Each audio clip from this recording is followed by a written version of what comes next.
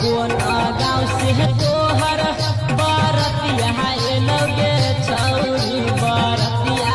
लगे छौरी आ कहवन छहरा तोहर हे गए दुल्हा बन लगे छौरी आ कहवन छहरा तोहर हे गए सैया बन लगे छौरी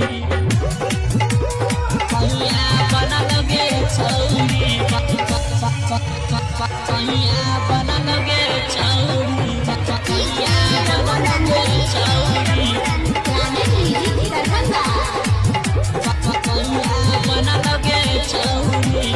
अंकुश मन सतोरा जे बोले